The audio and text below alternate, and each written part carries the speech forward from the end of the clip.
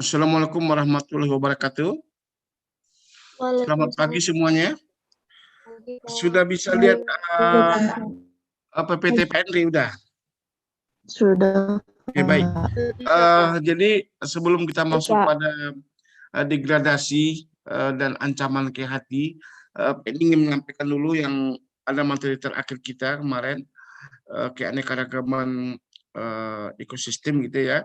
Ini belum sampai di sana kemarin. Pak ingin melihat lagi bahwa keanekaragaman ekosistem itu ini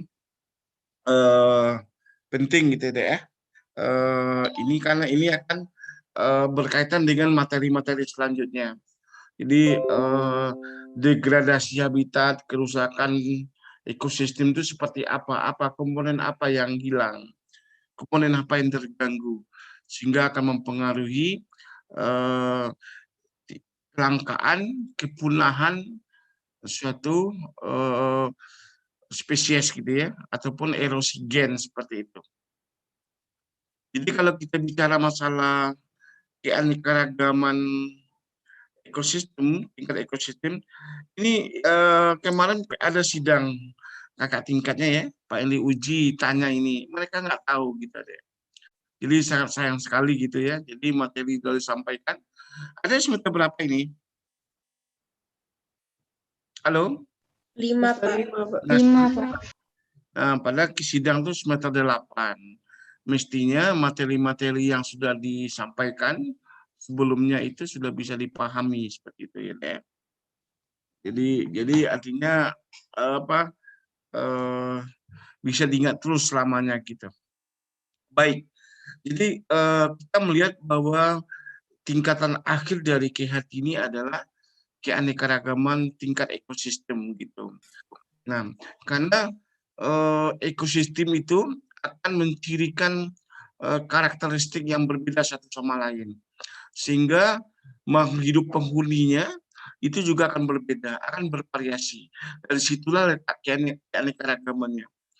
Jadi karena ada faktor utama yang mempengaruhi adalah komponen biotiknya dan komponen abiotiknya. Jadi kita tahu bahwa dalam konsep ekologi bahwa dalam ekosistem akan terjadi hubungan timbal balik antara makhluk hidup, komponen biotik dengan komponen lingkungannya yang merupakan komponen abiotik yang saling mempengaruhi. Nah, saling mempengaruhi ini maksudnya adalah karena gradien lingkungan, dikatakan begitu, perubahan lingkungan, kondisi lingkungan akan mempengaruhi kesintasan survival dari komponen biotik gitu ya. Jadi macam-macam gitu ya. Kita lihat dari lingkungan itu bisa dari hal komponen kimia, bisa dari komponen biologi. Biologi itu menyangkut masalah pakan, interaksi, kompetisi, penyakit gitu ya, antar sesama atau juga dengan persaingan antar spesies, antar populasi seperti itu. Nah, ini semuanya akan mempengaruhi keanekaragaman suatu makhluk hidup pada suatu kawasan atau pada suatu ekosistem seperti itu. Nah, kita lihat bahwa apa struktur. Jadi kalau kita bicara masalah ekosistem, maka kita melihat dari dua aspek. Yang pertama adalah aspek strukturnya. Ya, struktur adalah komponen penyusun apa saja komponen penyusun dalam satu ekosistem. Yang kedua adalah aspek fungsional. Ya, fungsional itu dilihat dari aspek proses-proses apa saja yang terjadi di dalam suatu ekosistem. Ya, proses fungsional apa ya yang berlangsung di dalam suatu ekosistem sehingga dapat mempengaruhi kelangsungan hidup makhluk hidup yang ada di dalamnya. Nah, kita lihat nanti. Yang pertama adalah komponen dari aspek struktur. Ya, struktur itu menyangkut masalah komponen abiotik dan biotik. Nah, komponen biotik artinya adalah dari aspek produsen penghasil gitu ya. Ini adalah kelompok makhluk hidup yang mampu melakukan proses fotosintesis karena dia punya zat hidrogen klorofil di dalam selnya ya, sehingga dia punya kemampuan untuk membentuk makanan sendiri ya, dan menghasilkan produksi utama adalah oksigen. Nah, oksigen inilah yang dimanfaatkan oleh makhluk hidup lainnya sebagai sumber kehidupan. Nah, yang produsen itu bisa di berbagai ekosistem, bisa ekosistem terestrial di darat ataupun ekosistem perairan, ya, baik itu perairan laut maupun perairan tawar ataupun estuari. Itu seperti itu. Di produsen, kita lihat apa saja deh. Apa saja komponen biotik yang berperan di alam ini sebagai produsen. Tadi kata kuncinya adalah kelompok makhluk hidup yang punya klorofil, tentu tumbuh-tumbuhan. Ya, tumbuh-tumbuhan ini bisa tumbuhan tingkat tinggi ataupun tumbuhan tingkat rendah. Nah, tumbuhan tinggi misalnya ya macam-macam, bisa darat ya, bisa dari kelompok monokotil, dikotil gitu ya, spermatopita gitu ya, ataupun di perairan adalah tumbuhan tingkat rendah. Apa misalnya alga, ganggang gitu ya, atau fitoplankton gitu ya.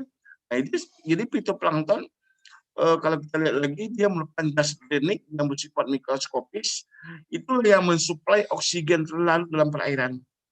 Jadi sumber-sumber oksigen dalam perairan itu supaya ikan bisa bernapas, bisa melakukan proses oksidasi itu karena adanya suplai oksigen dari fitoplankton.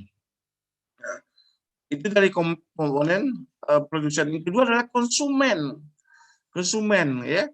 Nah, jadi produsen itu disebut juga kelompok makhluk hidup autotrof ya.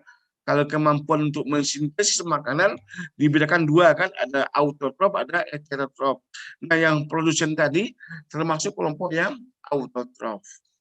Nah, kemudian untuk yang konsumen, pengguna ya, pengguna, pemakan, pemakai. Tentunya adalah kelompok-kelompok makhluk hidup yang tidak bisa buat makanan sendiri. Nah, ini yang disebut dengan kelompok heterotrof. Ya, nah ini adalah kelompok hewan. Ya, hewan-hewan yang membutuhkan makanan gitu ya untuk kelangsungan kehidupannya. Ya, nah itulah sebut bisa dari kelompok hewan tingkat tinggi ataupun hewan tingkat rendah gitu. Jadi itu komponen. Yang ketiga apa? Komponen biotik ketiga strukturnya adalah komponen dekomposer, pengurai. Jadi ada yang mati akan jadi penguraian materi organik kembali ke alam melalui siklus ya, ada siklus ya. Nah, siklus itulah yang disebut dengan aspek fungsionalnya melalui siklus biogeokimia, gitu ya. Nah, apa saja kita lihat dari komponen pengurai apa ya? Bakteri dan jamur itu di alam.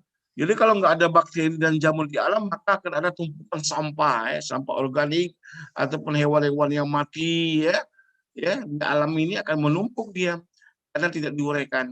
Nah, itulah ya kalau kita lihat keragaman daripada bakteri ini dan juga jamur, dia bisa menguraikan komponen biotik yang sudah mati atau sudah lapuk ya, kayu-kayu yang lapuk ya, hewan-hewan bangkai-bangkai yang sudah mati diuraikan kembali ya. Itu. Yang ketiga, yang kelompok kedua adalah komponen abiotik, komponen yang tidak hidup, tapi dia punya peran penting di alam sebagai bisa digunakan sebagai penyokong atau pendukung kehidupan biotik. Apa misalnya lingkungan fisik, ya, iklim, ya, suhu, kelembaban, ya, apalagi deh, iklim, suhu, kelembaban, kecepatan angin, ya, kemudian lingkungan kimia, ya, bagaimana kandungan oksigen, nitrogen di alam, ya, CO2, karbon monoksida dan sebagainya. Kemudian habitatnya ada dari aspek batu-batuan gitu ya, air gitu ya, udara dan sebagainya adalah komponen-komponen abiotik. Nah, di sini dia sehingga di dalam suatu ekosistem akan melingkup baik itu komponen fisik, lingkup kimia dan komponen biotik ini. Gitu ya. Nah, inilah kalau kita perhatikan di alam, bentukan dari ekosistem tidak sama, bervariasi. Ada kalau pergi ke pantai, tipe ekosistemnya berbeda. Baik itu komponen abiotiknya, suhu misalnya, panas. Dari aspek tanahnya, pasirnya, ya, seperti itu. Humusnya rendah. Kalau ada pergi lagi ke hutan lain lagi, ada tatupan tajuk yang rapat, kanopi yang rapat dari tumbuhan, ya. Kemudian keanekaragaman dari flora faunanya, ya, suhunya. Nah, itu semuanya ada variasi. Dari situlah menyebabkan adanya variasi-variasi daripada keragaman dari makhluk hidupnya gitu. Nah, inilah disebutkan dengan adanya keragaman tingkat ekosistem, maka akan mempengaruhi keanekaragaman dari spesies, tingkat spesies, dan juga mempengaruhi keanekaragaman tingkat genetik gitu. Nah, kita lihat bahwa ini yang penting ada ya. Jadi ini ada bisa nanti untuk risetnya, itu bisa ini dengan melihat berbagai macam tipologi ekosistem dengan pengaruh komponen abiotik ya, terhadap biotik, ini bisa menjadi topik penelitian. Ya, banyak objek-objek penelitiannya bisa dari kelompok dari tumbuhan, bisa dari kelompok hewan gitu ya. Tinggal ada fokusnya mau kemana. Ya, ya kita lihat gitu. Misalnya melihat keanekaragaman plankton di sungai bisa, keanekaragaman mamalia di kawasan hutan apa bisa gitu ya, atau melihat jamur, atau melihat bakteri, bisa banyak objek-objek penelitian kalau kita sudah mengetahui mengenal apa itu ekosistem. Ya, ada juga bisa melihat bagaimana keanekaragaman fauna-fauna di pesisir pantai gitu. Kemarin ada mahasiswa kita yang alumni itu meneliti tentang bintang laut di Lampung, gitu. Dilihat keanekaragamannya, melihat populasinya, gitu ya. Itu berkaitan dengan faktor lingkungan, karena ada limbah domestik, misalnya ada sampah dari pariwisata ataupun aktivitas nelayan, itu bisa mempengaruhi populasi daripada spesies yang ada di kawasan tersebut itu. Nah, itu bisa menjadi topik penelitian ada, ya. Itu. Jadi melihat adik kita nanti melihat dari aspek apanya gitu. Apakah dari cahayanya, dari kandungan mineralnya ya, atau dari tingkat pH-nya bisa gitu, variasi gitu. Jadi kalau ada kita melihat di rawa-rawa ciri khasnya adalah pH yang asam. Nah, kalau pH asam ini bagaimana pengaruhnya pada makhluk hidup? Ya sangat tinggi. Tidak semua makhluk hidup mampu beradaptasi pada kondisi asam yang rendah atau yang asam, sehingga dia menjadi faktor utama dia, terutama sehingga dia keanekaragaman menjadi terbatas seperti itu. Nah, kita melihat bahwa secara garis besar ada dua ekosistem utama. Ada yang daratan, kita sebut dengan terestrial, dan juga ekosistem perairan atau akuatik gitu ya. Jadi nanti ada bisa mengenal ada istilah akuatik biotik akuatik gitu ya, ekosistem biota perairan. Nah, jadi perairan ada dua, bisa dari laut ya, bisa nanti ada tiga lagi, ada yang tawar, sungai, danau, embung, kolam dan sebagainya, yang asin, laut asin, ada lagi yang estuari, ekoton, percampuran ya payau ya, itu disebut dengan ekosistem payau. Nah ini, namun secara garis besar kita masukkan pada dua kelompok ini ya, daratan dan perairan. Nah, kemudian untuk di daratan kita banyak mengenal macam-macam ekosistem ya. Nah, misalnya gurun misalnya yang kita sebut dengan bioma ya. Nah, ini tentunya tidak semua bioma ini yang ada di kita ya. Jadi di belahan bumi ini ada variasi-variasi bioma ya yang berbeda tergantung pada kondisi iklimnya ya, kondisi faktor abiotiknya. Kita lihat ada bioma gurun. Nah, lihatlah gurun ya. Kalau nanti ada buka di Google gurun, bioma gurun, nanti lihat keanekaragaman seperti apa. Apa tanaman yang khas, yang spesifik ya. Padang rumput apa? Bioma savana, hutan gugur, hutan hujan tropis ya. Bioma taiga, tundra lain sebagainya ya. Ekosistem sungai ya, dan mangrove, terumbu karang. Nah, itu bisa dilihat semua ya. Jadi masing-masing ekosistem itu bisa disimpulkan memiliki karakteristik yang berbeda satu sama lain. Nah, kalau dia berbeda, tentunya makhluk hidup yang ada di dalamnya juga akan berbeda seperti itu. Ya, gitu.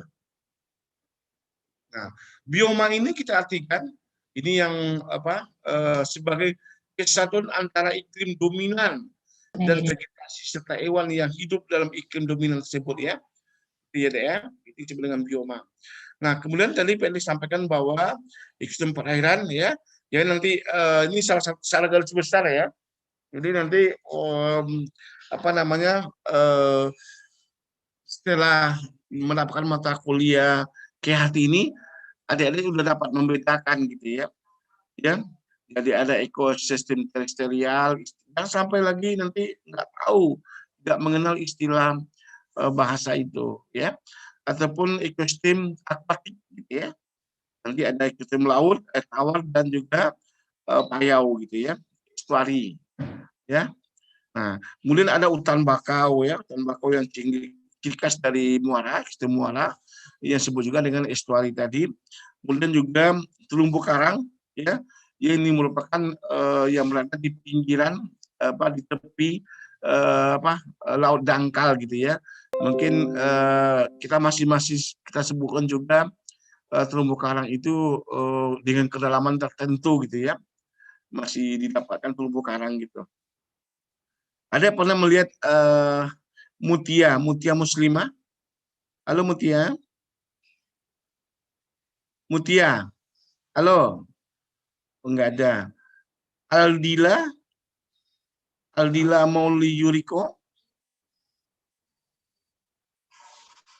Halo. Aldila. Aldila pernah nggak mendengar istilah apa? Ada pernah mendengar ada bunaken? Apa Pak? Bunaken. Terumbu karang bunaken di Sulawesi yang begitu indah, ya, yang dijadikan sebagai tempat. Iya pernah dengar Pak di. Iya, coba nanti dibuka di Google ya, nanti keanekaragaman terumbu karang gitu ya. Nah, itu juga bagian dari keanekaragaman ekosistem, sehingga nanti akan memiliki keanekaragaman spesies gitu ya. Terumbu karang tidak akan ditemukan pada ekosistem hutan bakau, tidak didapatkan pada ekosistem pantai, tidak didapatkan pada perairan tawar ya. Jadi dia masing-masing ekosistem itu memiliki karakteristik makhluk hidupnya yang berbeda satu sama lain ya. Nah, ini ada lihat. Jadi kalau kita melihat ada suatu ekosistem mangrove ini, api-api ini, rhizopora ini sudah bisa ini sudah mengindikasikan bahwa ini merupakan suatu ekosistem muara sungai. Ya, muara sungai ini sudah berdekatan dengan muara sungai. Artinya pertemuan antara ekosistem tawar sungai dengan laut. Jadi pencampuran. Itulah yang disebut dengan payau ya, yang estuari itu ya. Ada pada saatnya asin, tapi asinnya tentu dengan kadar salinitas yang rendah. Nah, ini ada yang lihat yang gurun ya, karena iklimnya suhunya tinggi ya. Jadi hanya tumbuhan spesifik nih, kaktus nih yang bisa. Artinya tumbuhan-tumbuhan yang mampu beradaptasi dengan iklim yang suhu yang tinggi ya. Kalau pada tumbuhan-tumbuhan lain terjadi dehidrasi, terjadi penguapan, terjadi evaporasi ya, kekeringan ya. Nah, sehingga yang amplang ini dia. Nah, akhirnya apa ini? Ada suatu hubungan fisiologis ini. Jadi artinya pada yang iklim yang suhunya tinggi ini secara fisiologis hanya memiliki tumbuhannya spesifik gitu ya. Yang hanya mampu bertahan hidup pada daerah yang kekurangan air ya. Nah, lain halnya kalau di hutan ya, hutan tropis ya. Ini rapat sekali karena suhu curah hujannya tinggi, suhunya dingin gitu ya. Ada tutupan tajuk yang rapat ya. Ini tentunya keanekaragamannya tumbuhannya akan tinggi. Nah, biasanya kalau tinggi tumbuhan keanekaragaman floranya itu juga akan mempengaruhi keanekaragaman faunanya, hewannya gitu ya. Ini lagi lihat ya. Ada danau ya. Ada danau. Biasanya danau ini ada sumber mata airnya dari pegunungan dan juga ada inletnya keluar ke sungai ya, seperti ini. Ini juga memiliki karakteristik gitu ya. Ikan-ikan yang ada di danau berbeda dengan yang ada di sungai. Ya, berbeda itu ya, gitu. perilakunya juga berbeda. Ya, nah ini bisa menjadi topik penelitian, Adek. Ya, penelitian keanekaragaman ini. Ini dari aspek vegetasinya, tumbuh-tumbuhannya, bisa dari aspek hewannya. Lagi-lagi hewannya bisa dari kelompok mamalianya, dari kupu-kupunya, dari serangkanya, atau dari burungnya bisa. Ya, jadi banyak sekali objek penelitian yang bisa dilakukan oleh mahasiswa biologi. Nah, ini juga yang terumbu karang kata Pak Henry ya, terumbu karang ini memiliki, jadi karena dia ini karang makhluk hidup, ya, ini bintang ular laut. Nah, disinilah karena dia makhluk hidup karang ini ya juga membutuhkan oksigen ini, karena dia kelompok hewan, ya, Xanthellae zoo, asosiasi antara alga zooxanthellae dengan ganggang. Nah, ini juga ikan-ikan kecil ini mengambil makanan di sini. Ya. Nah, itu salah satu. Jadi dia sebagai tempat mencari makan. Tapi juga tempat berlindung dari ikan-ikan kecil ini. Karena ikan-ikan kecil ini sebagai predator ikan besar dia bisa bersembunyi di sini. Ataupun sebagai tempat nursery-nya, ya. Tempat asuhannya, tempat meletakkan telur di sini. Ya. Nah, ini fungsi terumbu karang. Ya. Nah, tapi sayang sekarang kan banyak kondisi ya ancaman. Nanti kita lihat nanti degradasi itu seperti apa ya. Ada degradasi bahwa kondisi ekosistem kita itu baik di daratan di perairan itu sudah mengalami degradasi atau ancaman seperti itu. Ini juga sungai ya. Kita lihat ini di luar negeri ini. Nah, kalau kita sungai-sungai kita ini di kiri kanannya banyak vegetasi, sekarang sudah banyak yang berubah dari perubahan peruntukan lahan yang tadinya dia kompleks, keanekaragamannya sekarang menjadi yang monokultur karena dirubah menjadi pertanian perkebunan kelapa sawit, ya kan? Nah, kalau dia ini beragam, tentunya kehadiran daripada fauna juga akan beragam. Tapi kalau dia satu homogen, maka keanekaragaman faunanya juga akan terbatas seperti itu. Ini di Swiss ya, ada salju, kita nggak punya itu ya.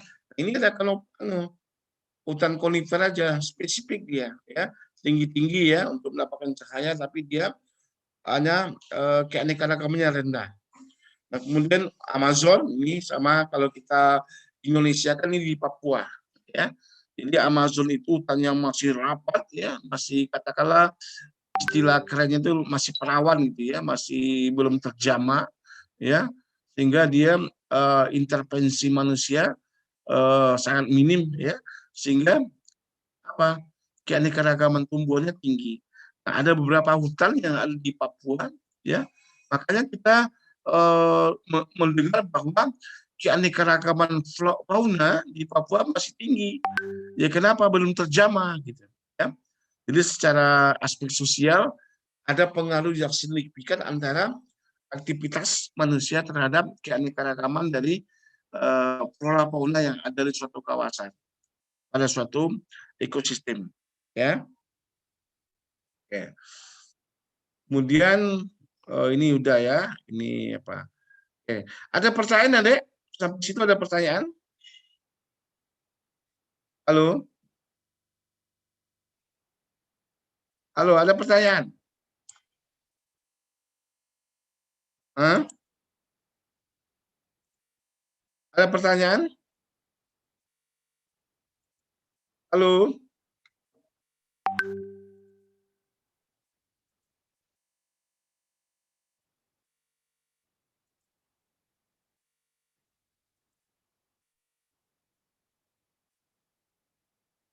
Halo?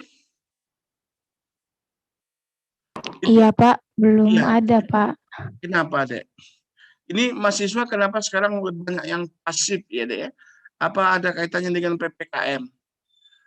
Ada kaitannya dengan pandemi ini? Semua mendengarkan. Jangan ada yang tidur. Aldila Mauli Yuriko, ada gimana? Aldila mana Aldila? Iya, Pak. Aldila lagi tidur? Oh, tidak, Pak. Tidak. Ya. Hah? Tidak, Pak. Tidak. Pak ini kok nggak lihat wajahnya ya?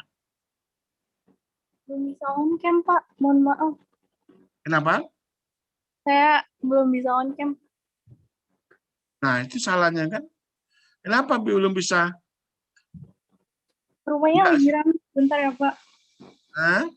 Rumahnya lagi rame. Takut mengganggu penglihat teman-teman yang lain. Oh gitu. Di kamar aja kuliahnya. Iya, Pak. Sekarang enak deh ya, kuliah bisa sambil tiduran atau bohongi Pak masuk aja fotonya nanti sambil tiduran ya. Pak Endinya pagi-pagi udah standby gitu ya. Udah mandi, udah cakep gitu ya. Tapi mahasiswa nih fotonya kan dilihatin seolah adil gitu ya. Tapi mahasiswanya ada yang nggak mandi. Atau ada yang kuliah di kamar mandi. Ninggalin di kamar mandi melalui AP. Ada. Halo Habib. Habib. Habib.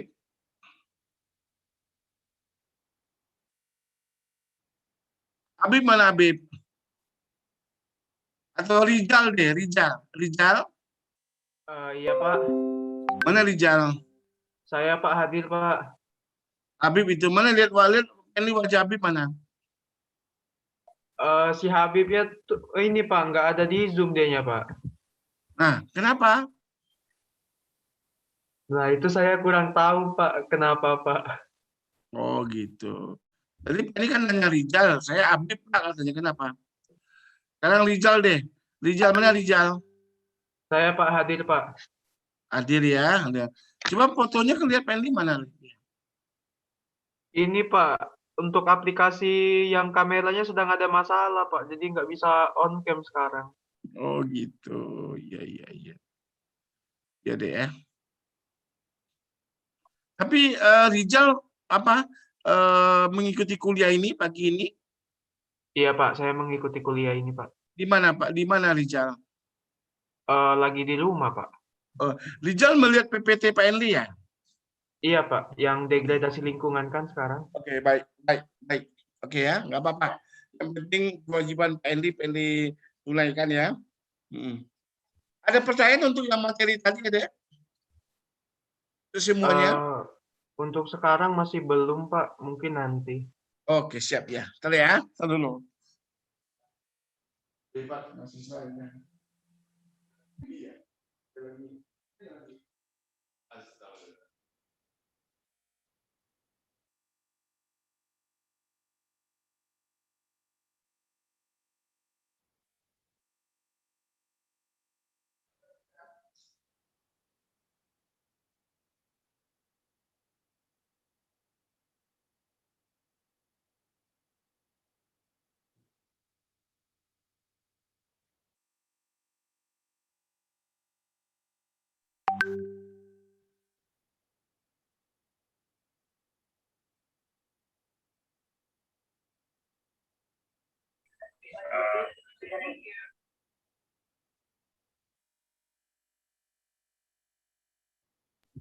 Bib, awak nih hadir lah pulo, Bib, kau nih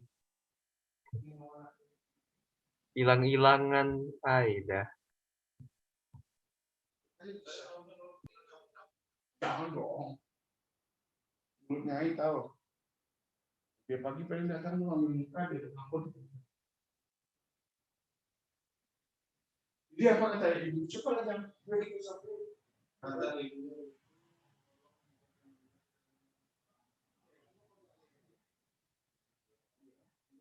Ada.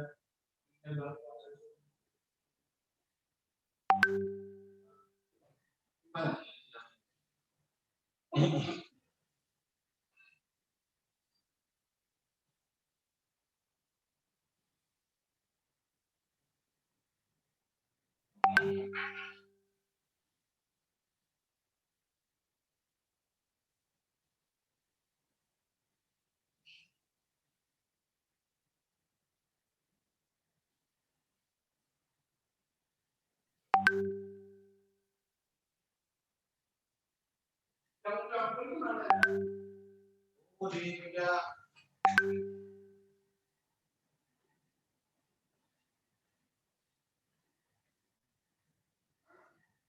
Udah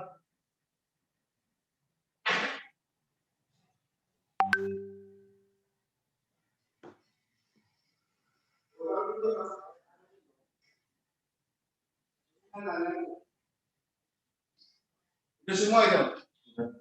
Ayo.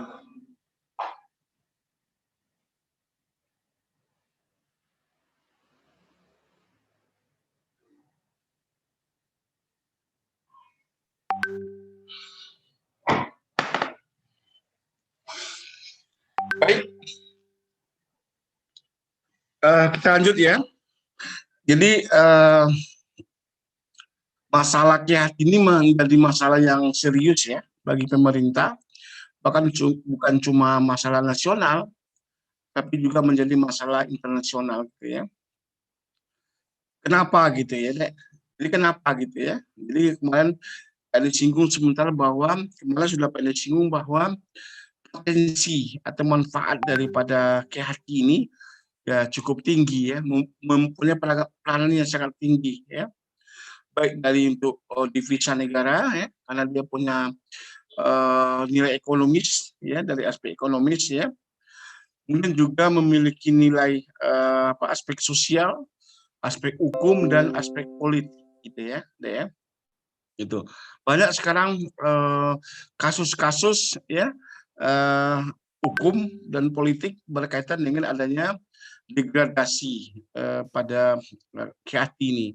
Ada lihat adanya perusahaan hutan, kebakaran hutan ya deh ya, pembukaan lahan tanpa izin. Nah, itu semuanya adalah berkaitan erat langsung dengan KH kita dalam suatu ekosistem kita, katakanlah ekosistem hutan, mangrove, terumbu karang dan sebagainya. Banyak kasus gitu ya.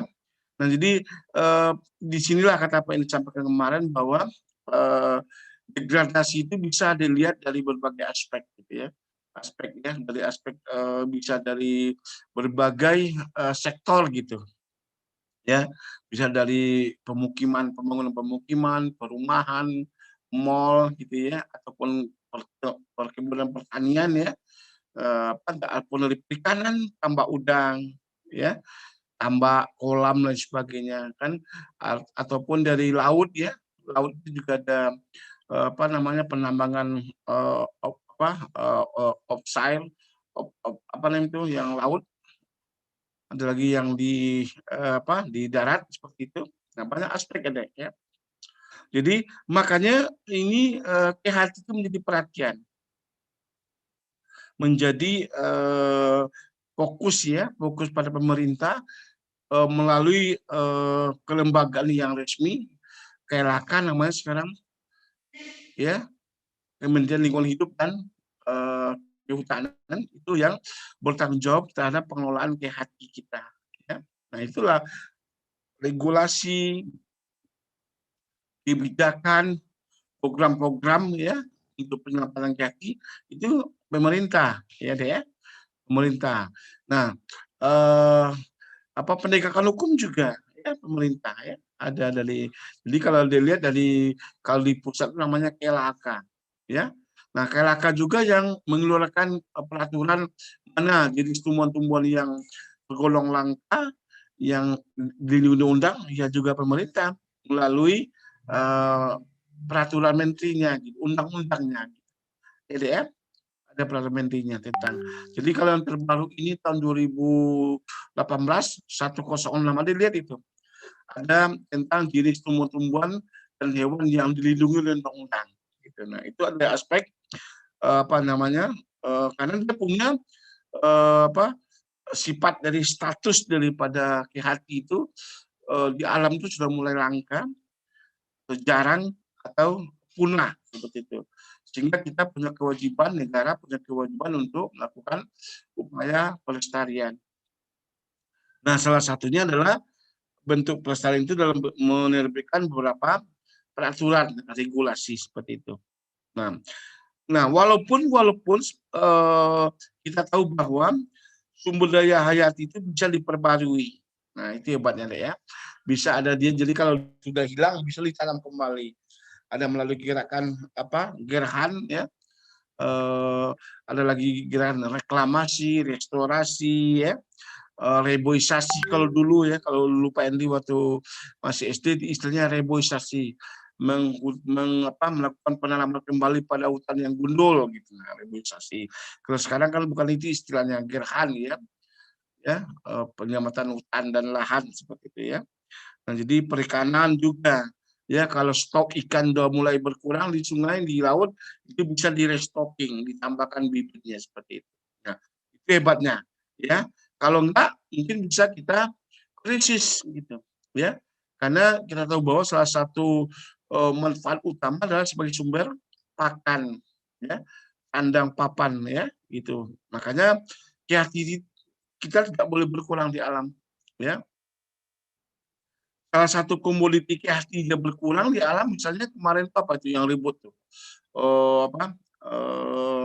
bawang putih ya, sampai harganya, apalagi kacang kedelai ya, tahu tempe ya berpengaruh ya. Nah, ribut baru satu komoditi ya, apalagi kalau banyak ada gitu ya. Nah, ini jadi melihat potensi-potensi itu dari aspek sosial, ekonomi, hukum, politik, dan budaya juga ada. Karena banyak dari KHT ini yang dijadikan sebagai lambang-lambang suatu kebudayaan seperti itu ya.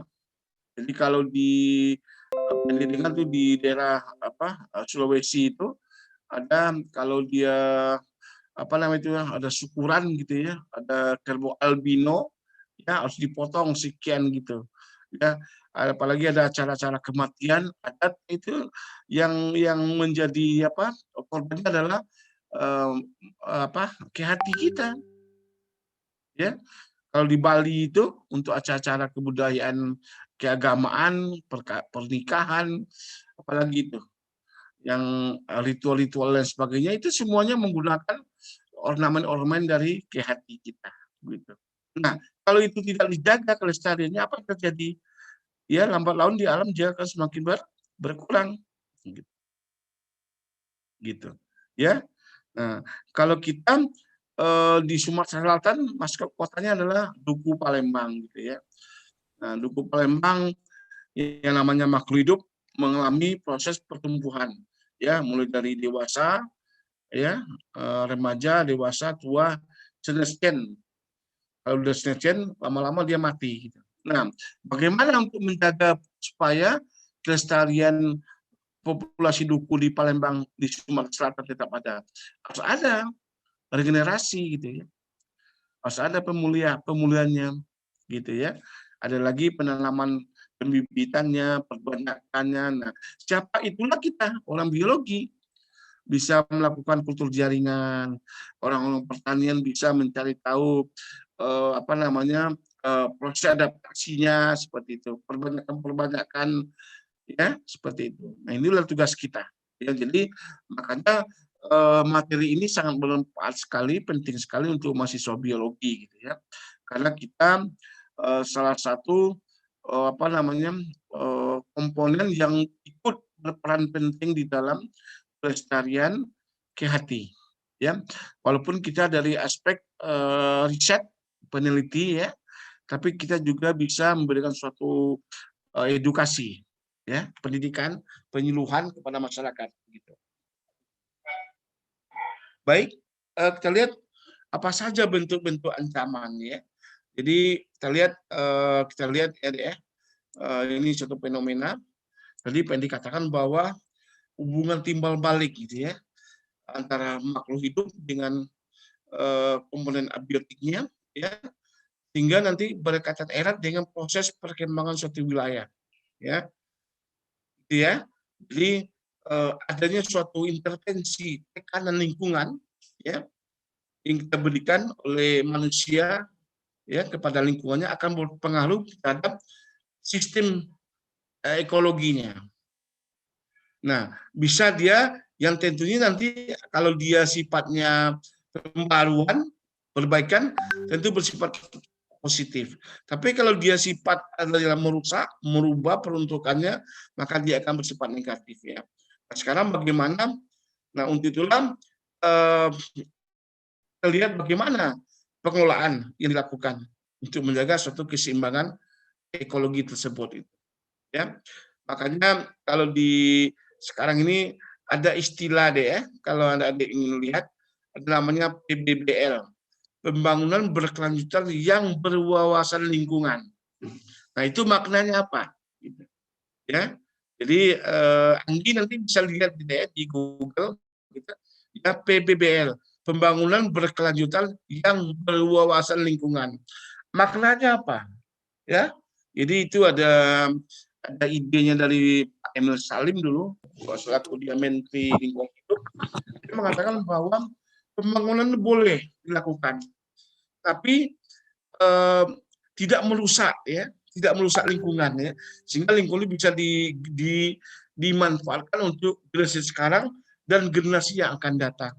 Itu yang namanya berwawasan lingkungan. Jadi pembangunan itu berwawasan lingkungan gitu. Ya. Kalau ada perumahan, ya, perumahan yang ramah lingkungan. Mall boleh dibangun, tapi mall yang ramah lingkungan. Ramah lingkungan yang bagaimana?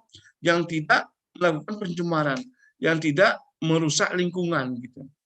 Nah, lingkungan ini termasuk adalah komponen hatinya gitu, ya. Bagaimana dia mengelola limbah domestik, bagaimana dia mengelola pencemaran seperti itu ya. Nah, sehingga nanti tidak mengganggu keseimbangan ekologi yang ada di kawasan tersebut gitu. Nah, jadi kalau kita bisa simpulkan bahwa di kerusakan alam, ya, bencana-bencana ini itu semuanya adalah akibat perilaku manusia. Ya, terjadi banjir di Jakarta, ya, karena adanya pembukaan lahan yang besar-besaran di daerah Bogor, sehingga pada saat hujan terjadi longsoran, ya, karena di Bogor membawa masuk ke runoff-nya meningkat sehingga masuk ke sungai, terjadi tidak daya dukung sungai terbatas karena mungkin ada timbulan sampah organik yang tinggi sehingga daya dukung sungai terbatas. Nah, pada air hujan turun tidak tertampung, banjirlah Jakarta. Nah, siapa pelakunya? Ya, manusia. Ya, kanal-kanal ditutup dan sebagainya gitu ya. Semua daerah terbuka hijau, RTH-nya ditutup untuk pembangunan bangunan bertingkat, ya, jalan, infrastruktur dan sebagainya, ya. Sementara untuk daya dukung air catchment areanya itu terbatas, ya. Nah, sehingga bisa kita simpulkan bahwa manusia punya tanggung jawab, ya, dan pengaruh yang besar terhadap perubahan lingkungan sekitarnya. Inilah salah satu yang menjadi regulasi pemerintah bagaimana mengendalikan ini manusianya. Manusia tentu adalah pelaku-pelaku industri ya, tapi juga masyarakat umum gitu. Ada lihat bahwa mana Tengku Nilu, Tengku ada, Tengku Nilu di mana tinggal? Halo? Enggak ada, namanya doang ada. Oke lah, Sinta Dwi. Oke, Nilu mana Nilu? Ada, Pak. Ada dari Bali ya? Lahirnya aja Pak di Bali. Oh, di Bali. Oh, lahirnya di Bali, makan apa Tengku ya? Tapi Tengku itu bukan dari Pekanbaru ada? Dari Riau. Iya, Pak, dari Pekanbaru. Iya, karena Tengku itu adanya macam itu ya, Iya, Pak. awan di itu ya. Oke. Adek, kalau di kebakaran hutan itu ya, siapa sebenarnya apa penyebabnya itu? Kebakaran hutan, kebakaran lahan ya. Anda mencermati apa menurut Tengku Nilu gimana? Halo? Dek, dimutkan anunya. Halo, Dek, suaranya dimutkan. Penyebabnya itu biasanya penebangan pohon secara liar, Pak. Iya, terus? Terus tidak adanya reboisasi kembali. Pertanyaan Perli apa coba? Penyebab kebakaran hutan, Pak. Iya. Nah, kebakaran hutan ada lagi penebangan pohon. Apa hubungannya dengan kebakaran hutan? Kenapa, Pak? Coba cerita lagi lebih lanjut. Kebakaran Coba lanjut. Kalau kebakaran hutan itu biasanya penyebabnya penebangan pohon secara ilegal, terus perburuan, pembukaan lahan juga bisa disebabkan, Pak. Terus membuang sampah sembarangan, terus merokok, itu juga bisa menyebabkan kebakaran hutan, Pak. Sinta, coba dilengkapi Sinta. Sinta Dwi Pratiwi. Kalau menurut Sinta Pak, penyebab Iya. penyebab kebakaran hutan tuh biasanya dari manusia sendiri yang egois lah Pak dengan ekosistemnya bumi. Nah, biasanya tuh di pembakaran hutan tuh bertujuan untuk pembukaan lahan seperti itu Pak. Ya. Di masyarakat untuk membuka kebun karet atau kebun sawit, dia membuka lahan dengan cara membakar ya. Gitu ya. Dengan membakar lahan ya supaya dia hemat biaya gitu ya. Nggak perlu dipangkas, mesti kan ditebang ya. Nah sekarang karena itu adalah berdampak negatif pada lingkungan, sehingga sekarang ada regulasi. Kalau ada masyarakat kita yang membakar hutan, membuka hutan dengan cara bakar, maka dia akan ditangkap, dan akan sanksi gitu. Nah, ada lagi industri ini yang lebih bahaya. Kalau masyarakat umum kan cuma 1 hektar sampai 2 hektar lah lahan yang akan dibuka ya untuk kebun, baik itu kebun karet maupun kebun sawit ya. Nah, kalau masyarakat kan ribuan hektar. Ya. Nah, makanya jadi kebakaran hutan itu bisa secara alami ya, bisa juga karena aktivitas manusia gitu ya. Kalau alami itu mungkin karena pengaruh dari banyaknya titik-titik api ya, peningkatan suhu di udara ya, dan musim-musim kemarau yang panjang ya, sehingga suhu di udara meningkat, ditambah lagi dengan adanya spot titik api yang ada di kawasan tersebut gitu. Nah, kemudian jadi di sini adik-adik ya yang masih roket itu, ini anunya puasanya ditambah ya, ditingkatkan adik ya. Jadi kalian dari awal sudah sampaikan bahwa materi KAHT ini lebih banyak wawasan gitu ya. Jadi kalau adik baca, adik pernah dengar di TV ya, baca-baca perkembangan lingkungan, adik kan bisa jawab itu semua ya. Karena masalah-masalah KAHT itu sekarang semuanya terjadi di depan mata kita. Fenomenanya bisa kita cermati. Ya, kemarin Pak Endi, kemarin pagi ada ditangkap ya, ada yang menjual burung ilegal di Kalimantan itu. Nah, salah satunya adalah badak kerbau, ya, burung badak kerbau yang merupakan termasuk yang langka. Nah, ini salah satu juga inilah perilaku manusianya. Jadi tingkat kesadarannya rendah gitu. Baik, kita lanjutkan.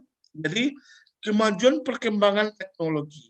Kemajuan teknologi ya, pertingkatan jumlah manusia ya dari waktu ke waktu itu akan sangat mempengaruhi perubahan dan pertumbuhan masyarakat. Urbanisasi, peningkatan pertanian, ekonomi, sosial budaya itu tidak terlepas dari pertumbuhan ruang lingkup kebudayaan dalam suatu negara. Ya, seperti itu. Nah, apa persoalannya? Dilihat sekarang. Jadi, apa persoalan dalam lingkungan? Kita lihat bahwa secara ekologis ada suatu pandangan yang keliru, gitu ya. Jadi dia lingkungan hidup dianggap sebagai suatu sistem yang terdiri dari subsistem yang terpisah satu sama lain. Ya. Padahal manusia itu adalah bagian dari satu ekosistem ya, yang juga punya peran penting di dalam pengelolaan hati, pengelolaan lingkungan seperti itu. Ya, jadi nggak boleh kita egois gitu. Ini kepentingan manusia. Ya, seperti petani dia membuka lahan cara bakar. Kalau dia bakar berarti dia egois gitu. Karena dia tidak punya kesalahan tinggi dalam menjaga, mengelola kawasan itu. Padahal kalau dia bakar hutan, bukannya tumbuhan terbakar, tapi mikroorganisme tanah yang berfungsi sebagai kesuburan tanah juga akan mati, ya, gitu. Nah, makanya sekarang di dalam regulasi kebijakan pemerintah.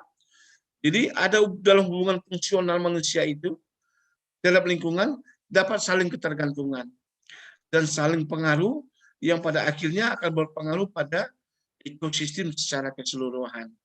Ya, ada suatu keselarasan, keserasian, dan keseimbangan.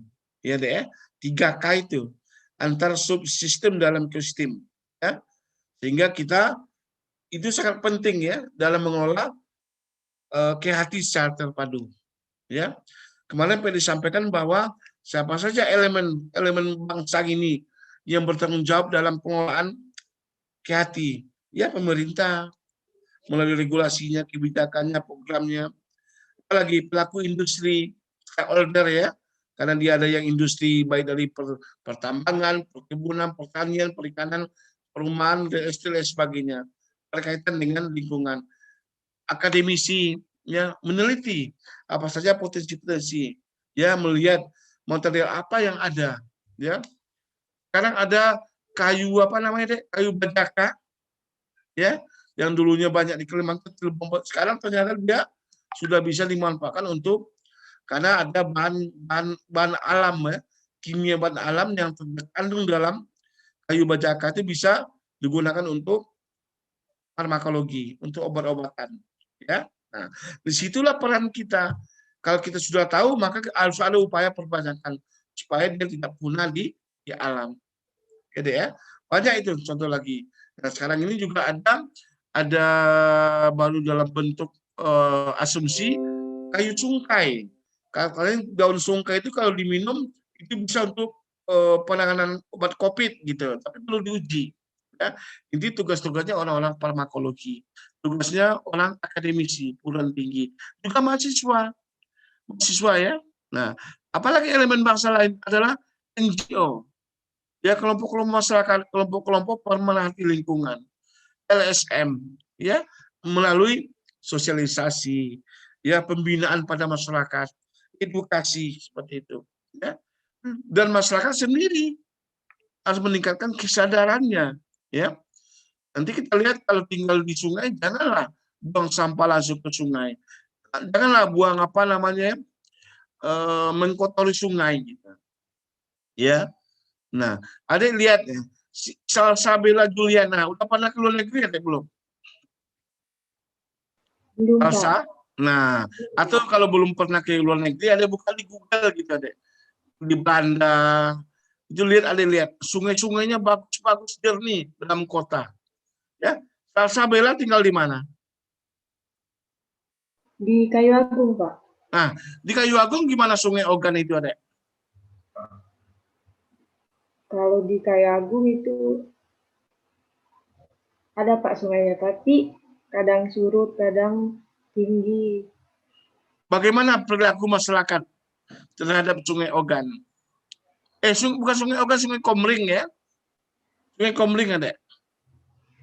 Iya, sungai apa namanya dia ada sungai yang di Kayu Agung? Sungai Komering ya? Pak. Hah?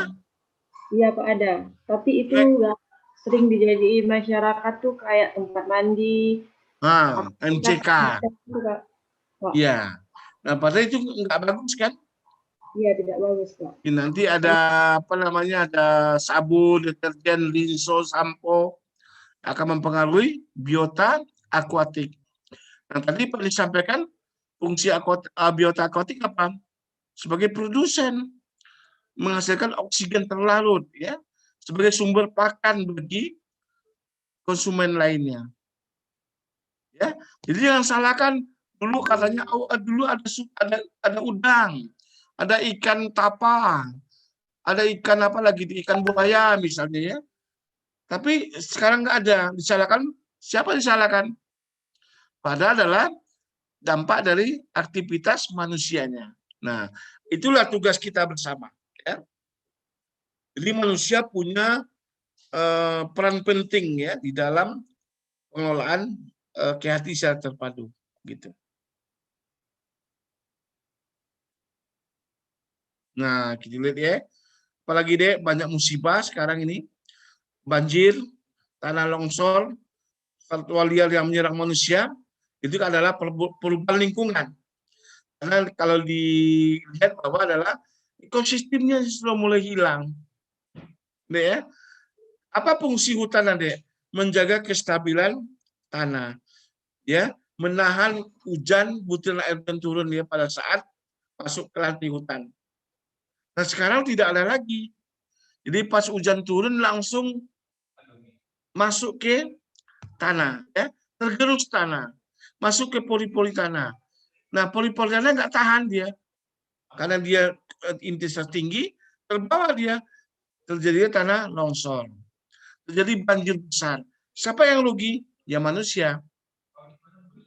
Ya, jadi kehancuran ke hati itu dampaknya adalah yang menerimanya adalah manusia. Bukan hanya manusia, tapi juga adalah makhluk hidup lainnya.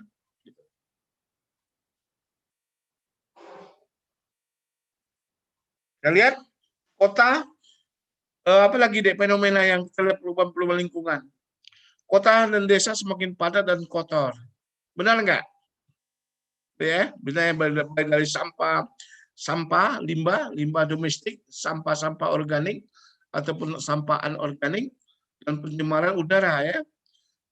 Kendaraan bermotor semakin banyak dan menyebabkan polusi udara, ya. Hutan semakin sempit dan gundul, ya, karena banyak hutan dirubah peruntukannya menjadi perkebunan yang monokultur. Bukit-bukit juga semakin berkurang keindahannya. Kenapa dibuka? Karena dibuka, ya, bisa untuk infrastruktur, perumahan, ya, sehingga bukit-bukit itu tidak bisa fungsionalnya untuk menjaga kestabilan tanah, menjaga hidrologi terganggu. Sehingga pada saat dia hujan turun, fungsinya tidak ada. Timbullah bencana. Musim kemarau lebih panas. Dan pada musim hujan menjadi banjir besar-besaran. Coba deh, Rijal, mana Rijal? Halo Rijal. Iya Pak. Oke, Rijal cerita deh. Kenapa nih ada statement terakhir ini? Kenapa pada musim kemarau panas timbul kebakaran dan pada musim hujan terjadi banjir besar-besaran? Apa deh fenomenanya? Kamu cerita deh. Dari beberapa kabar yang saya dapatkan itu Pak, kebanyakan di lingkungan perkotaan atau pedesaan itu hutan-hutan itu udah banyak yang dibalak Pak. Jadi kayak udah dibikin pemukiman seperti itu Pak. Jadi ketika air hujan itu jatuh, jadi tidak ada lagi Pak media untuk penyerapan atau penahan air Pak. Ya, good. Terus? Nah, jadi akhirnya itu tanah-tanahnya kan jadi tidak stabil Pak. Nah, maka timbullah tanah longsor sama banjir Pak. Ya. Terus good. Ya, pada musim kemarau kenapa lebih panas? Nah, kenapa lebih panas? Kenapa lebih panas? Nah, yang pertama itu kan pastinya itu di lingkungan perkotaan itu kan manusia banyak, Pak. Nah, masing-masing orang itu kan ngasilin CO2. Yang kita tahu kan CO2 itu merupakan salah satu gas rumah kaca. Nah, ketika pohon itu tidak ada atau tumbuhan-tumbuhan itu minim, tidak ada organisme yang menyerap CO2 tersebut, Pak. Nah, makanya kandungan CO2 di perkotaan itu kan tinggi. Nah, itulah yang menyebabkan kenapa saat musim kemarau itu suhunya lebih panas, Pak. Terima kasih. Kamu pintar sekali. Pak Hendy tidak ragu-ragu bisa kamu kiati dapat nilai A. Ya. Nah, ini yang pengen diinginkan. Ya. Jadi mahasiswa itu memberikan suatu jawaban argumen yang sangat baik. Ya. Rijal ya, kamu Pak Hendy bagus banget tadi itu. Ya memang itu yang pengen diharapkan. Ya.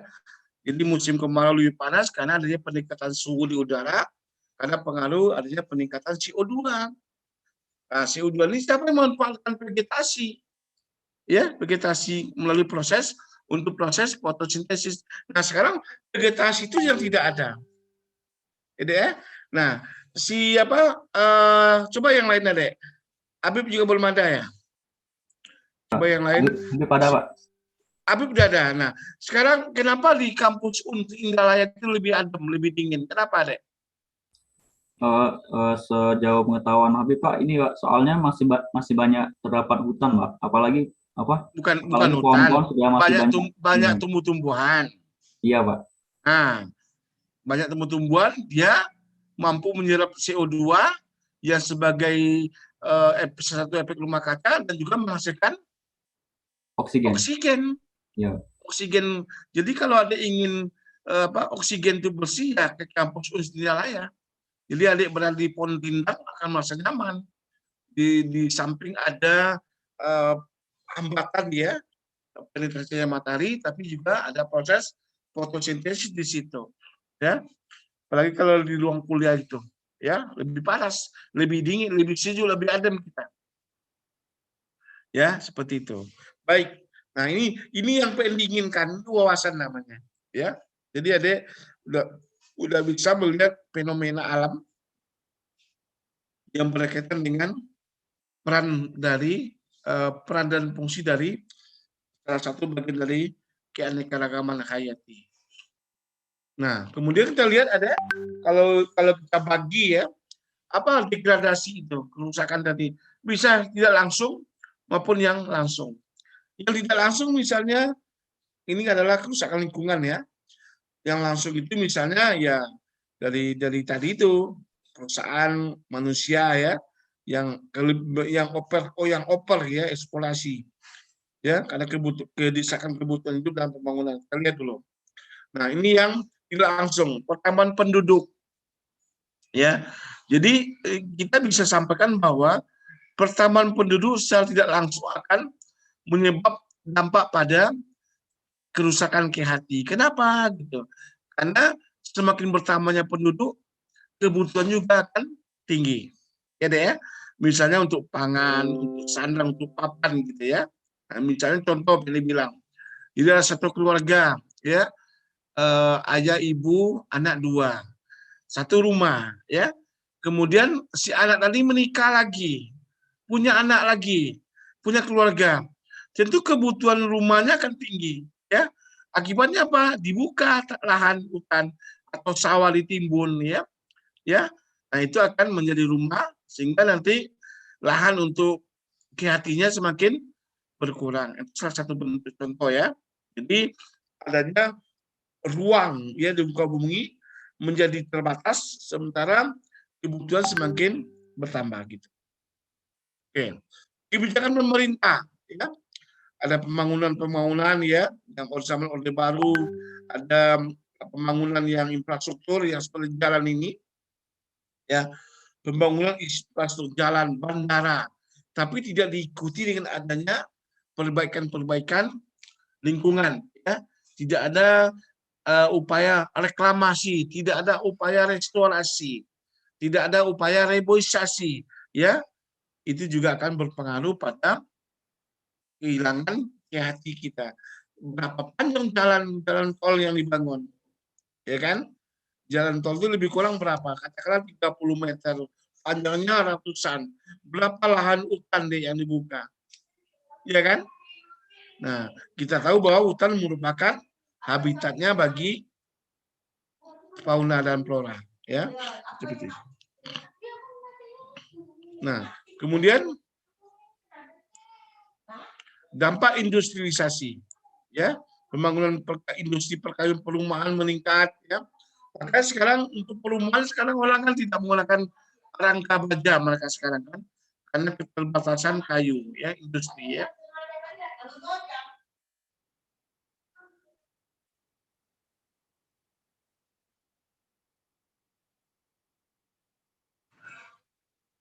Apa aja?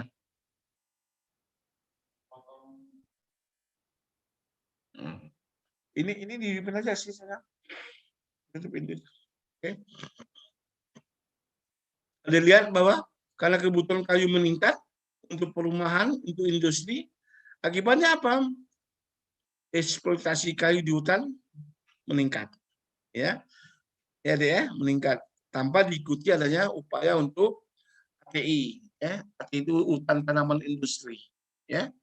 Jadi ATI itu tidak seimbang dengan kebutuhan, ya, pemenuhan kebutuhan gitu ya. Jadi misalnya kalian lihat kalau kita punya di Muara Enim pabrik pulp dan kertas ya. Kita punya di Oki. Di Oki itu punya kita ya, yang sangat luas sekali di Asia, terbesar ya.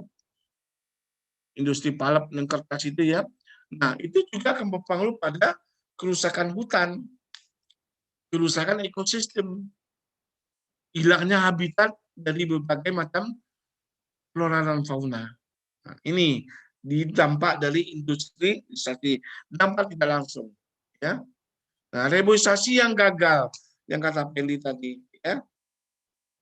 Banyak rekayasa, banyak manipulasi, ya, banyak yang pejabat kita yang koruptor, mengkorupsi gitu, dana gerahan, gerakan penanaman hutan dan lahan, ya.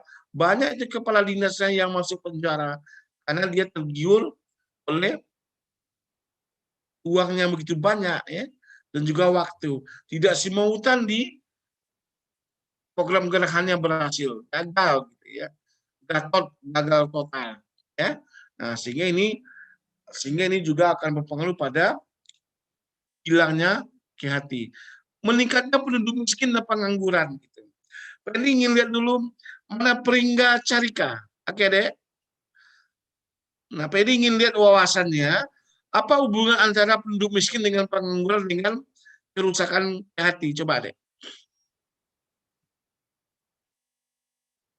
Dimulkan deh, oke. Ya. Jadi Pak, hubungan antara penduduk miskin dan pengangguran yang merusak keanekaragaman hayati itu karena penduduk miskin itu tidak tahu dengan cara apa selain memanfaatkan keanekaragaman hayati yang ada di sekitarnya tersebut. Karena mereka tidak mampu untuk membeli yang di luar dari. Oke, lanjut, nggak apa-apa. Salah nggak apa-apa. Pringga. Halo, Adek? Iya, Pak. Lanjut, Adek. Nggak apa-apa.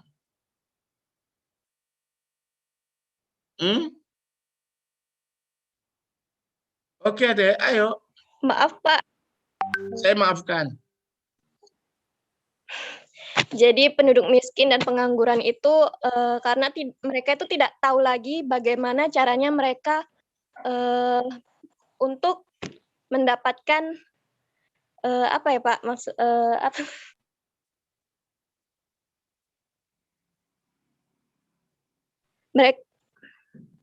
Mereka hanya bisa memanfaatkan keanekaragaman hayati yang ada di lingkungannya tersebut, Pak. Apalagi, Adek?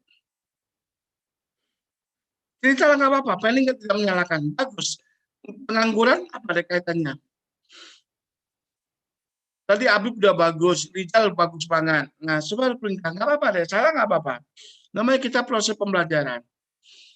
Apa kaitannya pengangguran?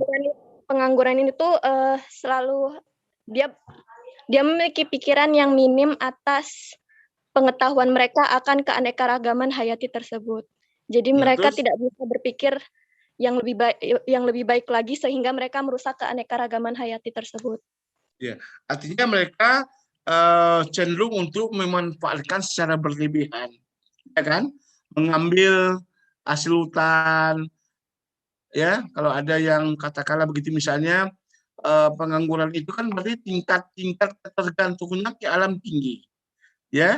Nah, nanti diiming-imingi oleh uang, mereka suruh cari, misalnya gading gajah misalnya, ya, disuruh cari kulit harimau misalnya, ya, berburu rusa bisa, karena miskin di pengangguran itu erat sekali kaitannya, itu berpandang lurus itu ada, ya, karena tingkat yang penduduk miskin dan pengangguran tingkat ketergantungan ke alam itu tinggi, ya, mereka tidak bisa lagi membedakan ini tanaman langka, ini tumbuhan langka, ini hewan langka, nggak kenal dia. Yang penting bagi dia adalah bisa menghasilkan uang. Gitu. Ya. Banyak ada kasus-kasus sekarang ini mereka bercocok tanam di taman nasional, ya, mengambil kayu di taman, kan nggak boleh. Taman nasional merupakan lahan konservasi, hutan lindung, kan tidak boleh kan?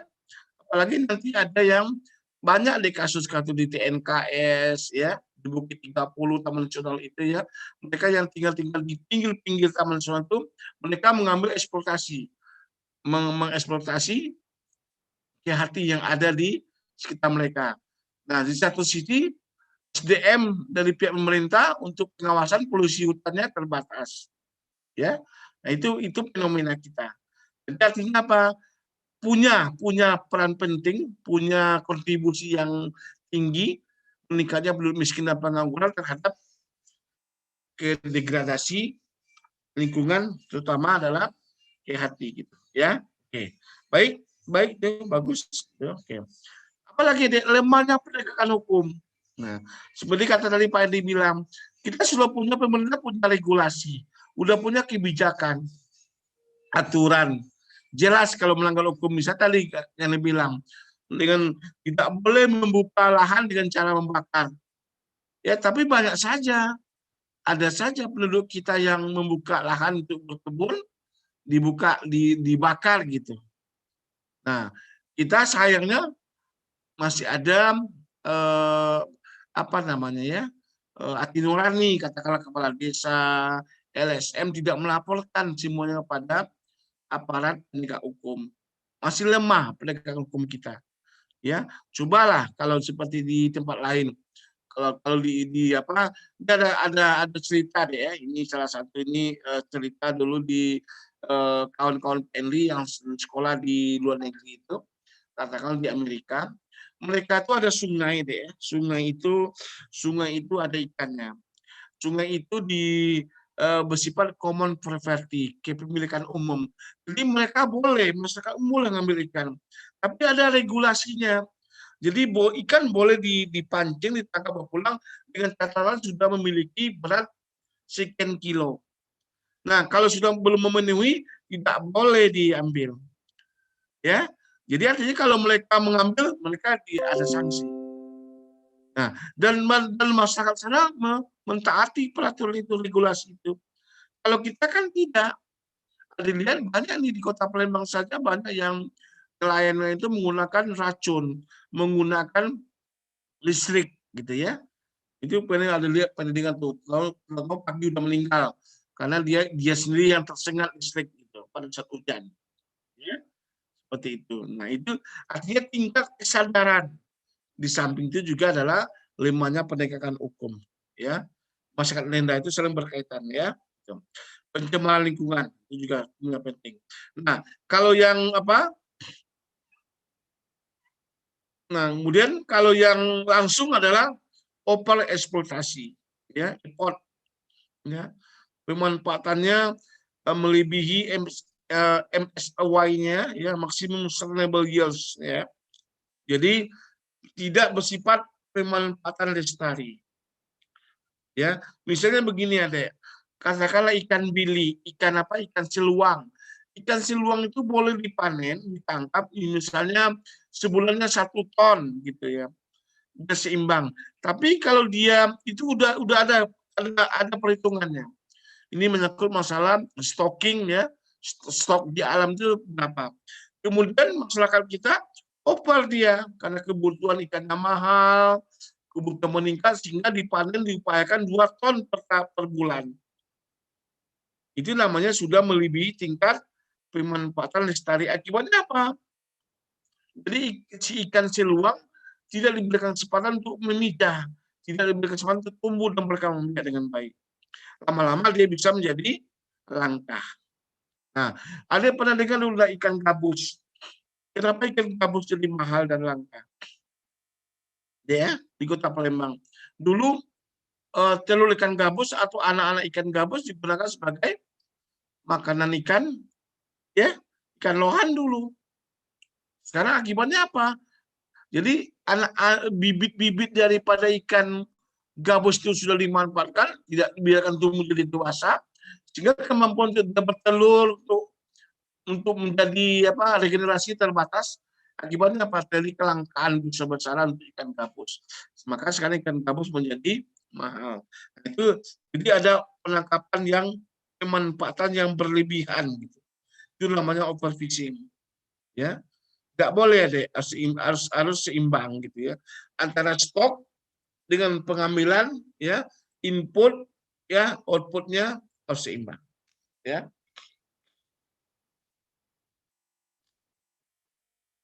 Teknik dan peralatan penangkapan ikan yang merusak lingkungan. Nah, seperti yang tadi katakan, menggunakan bom, ban peledak, dan ukuran mesh yang terbatas. Nah, seperti yang Penny bilang tadi, contoh di perikanan ya, kalau di Eropa itu mereka punya regulasi meshnya. Jadi ikan-ikan mereka menangkap dengan jaring, tapi ikan-ikan kecilnya tidak tertangkap. Dibiarkan tumbuh dan berkembang. Yang digunakan mesh yang lebih besar, sehingga hanya ikan-ikan dewasa yang tertangkap. Kalau kita kan tidak, harimau itu rapat ya, Dek. Bukan hanya ikan-ikan dewasa yang tertangkap, tapi cicit ikan juga, bibit-bibit ikan juga, larva-larva ikan juga akan tertangkap. Padahal larva ikan tidak ada gunanya kan, diambil juga tidak ada nilai ekonomisnya gitu. Nah, kenapa tidak dibiarkan dia hidup di alam, tumbuh dan berkembang sehingga nanti bisa lagi dimanfaatkan setelah dia dewasa. Nah, itu yang kesadaran itu yang tidak ada ya. Jadi ini perlu diregulasi penggunaan teknik dan peralatan penangkapan ikan yang merusak lingkungan seperti itu ya. Baik, yang lain juga banyak, terumbu karang juga seperti itu, penggunaan bom ya, apalagi ada proses-proses ini diving ya. Nah, kemudian degradasi mangrove ya, ini di kita terumbu karang ya, adanya eksploitasi, kemudian dampak lanjutan pencemaran sedimentasi, eutrofikasi, pengkayaan atau blooming. Ada penelitian nggak? Usti, mana Usti dimainkan Usti? Dimulkan. Iya, Usti Pak. pernah lihat nggak, Dek? Kolam itu semuanya di atasnya penuh dengan alga. Pernah lihat? Bukan alga sih, Pak, tapi eceng gondok yang saya Sama. Nah, itu namanya eutrofikasi. Ya, bisa dari cenggondo, itu yang makrofitnya. Kalau yang alganya hijau semua, itu juga itu ada pengkayaan organik. Ya, banyak limbah-limbah organik yang masuk ke danau itu. Itu nggak bagus. Ya, itu. Jadi pengkayaan. Sehingga nanti dia pada saat masuk tertutup semua, penetrasi matahari terbatas. Padahal matahari itu penting untuk proses fotosintesis. Gitu. Nah, kalau jadi tumbuhan makhluk hidup yang di bawahnya akan mati. Oke, masalah kesehatan umum, kurang oksigen dan pengaruh terhadap penekanan ya. Introduksi, ini adalah invasi namanya ini ya. Ada bisa menjadi pemangsa atau kompetitor, pengembangan aquaculture ya, menggunakan biji asing ya, konversi kawasan lingkungan laut ya. Ini lebih banyak ke perikanan, bleaching ya, koral ini berbahaya ini ya. Oke. Ada pertanyaan ada sampai situ? Izin bertanya, Pak. Oke. Bapak izin bertanya. Boleh. Kan kemarin itu saya ke Indralaya Palembang ya, Pak. Ya. Terus saya tuh lihat ada kebakaran hutan kayak gitu, Pak. Nah, kan sekarang itu musim hujan ya, Pak. Kenapa lahan di sana tuh masih bisa kebakar padahal kita lagi musim hujan kayak gitu, Pak. Seharusnya kan rawa-rawanya itu kan kerendam, Pak. Oke. Mungkin saja ada gambut ya. Gambut itu dia punya sistem perakaran yang yang renggang ya. Dia itu bisa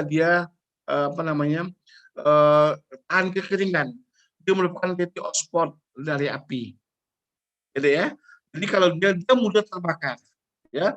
Jadi tadi siapa dia mengatakan ada perilaku masyarakat kita yang membuang puntung rokok ya atau sumber titik api ke kawasan itu ya, sehingga pada suhu meningkat terjadi kebakaran. Nah, itu yang bahaya deh. Kalau istilah itu api dalam sekam deh ya. Api tidak terlihat tapi timbul asap. Lebih bahaya lagi kita. Artinya ada hotspot di titik api ya. Kalau dia sudah terbakar, kalau dia memang tidak terendam air, tidak akan ada api gitu deh ya. Selama ini belum ada itu. Kalau ada air tapi kebakaran terjadi ya, tidak ada itu ada ya. Biasanya kebakaran itu terjadi kepada lahan-lahan yang mengalami kekeringan yang cukup panjang gitu. Oke, yang lain silakan. Izin bertanya, Pak. Boleh. Ini, Pak. Siapa namanya? Genuine, Pak. Oke, genuine. Ini Pak terkait dengan pohon, Pak. Kan Iya, oke. tadi kan dibilang kan kita kan membahas tentang hutan aja nih, Pak. Iya. Nah, ini ya Denny mau tanya soal pohon-pohon yang ada di perkotaan, Pak, misalnya di perkotaan maupun di daerah jajan misalnya gitu, Pak ya. Iya. Nah, setiap rumah tuh kan Pak biasanya kan ada pohon yang ditanam mereka gitu, Pak. Iya. Nah, kan ada beberapa warga ataupun seperti saya sendiri, Pak, gitu, Pak ya, ketakutan kami atas pohon yang misalnya pohon yang sudah besar gitu, Pak ya. Yang takut mengalami hal-hal yang tidak misal diinginkan. Kayak diinginkan. Kayak kemarin kan pernah kejadian ada pohon yang tumbang, Pak.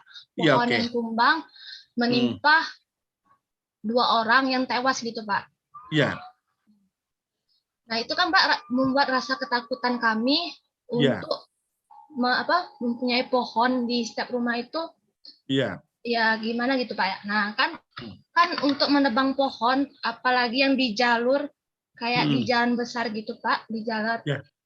Itu kan ada persyaratan untuk menebang pohon gitu, Pak ya. Nah, untuk menebang pohon. Itu kemarin Jemin pernah baca bahwa persyaratannya salah satu ya ini kan kita harus kalau mau menebang pohon itu harus mengembalikan atau mengirim kepada pemerintah itu 20 bibit pohon, Pak ya. Iya. Nah, 20 bibit pohon. Dan ada lagi persyaratannya yakni kita harus membayar biaya untuk penebangan yang kalau kita totalkan gitu, Pak, itu kalau misal kita nebang sendiri itu kan biaya mungkin lebih kecil dari kita sendiri kayak gitu, Pak. Nah, itu kan regulasi kita kan mungkin ada kan persyaratan dari pemerintah itu mungkin ada beberapa titik-titik pohon yang seharusnya tidak boleh ditebang gitu, Pak. Sedangkan kita memiliki rasa ketakutan akan kejadian yang tidak diinginkan itu, Pak. Itu bagaimana, Pak ya kalau misalnya kami tuh tidak mematuhi persyaratan tertentu karena kami mikir persyaratan yang diajukan dari pemerintah itu lumayan memberatkan gitu, Pak. Kalau sedangkan dari kami sendiri yang mengatasi gitu, Pak. Oke, baik. Pertanyaan yang cukup bagus. Ini memang fenomena. Jadi begini, Adek. Jadi kalau untuk kita dalam program pemerintah untuk Adipura, program Adipura namanya. Jadi memang kota itu bagaimana kota itu tidak tidak panas, ya, tapi dia bisa ada kesejukan, ada peneduh, ya, ada suhunya relatif stabil, ya. Nah, tentunya untuk pelunak namanya makanya perlu ditanam tanaman yang punya tutupan tajuk yang rapat, ya, yang sehingga bisa berfungsi sebagai pelunak iklim mikro namanya, ya. Nah, namun perlu kita di dalam mencari jenis pohon itu juga perlu ada informasi yang benar-benar akurat dari pertanian perkebunan.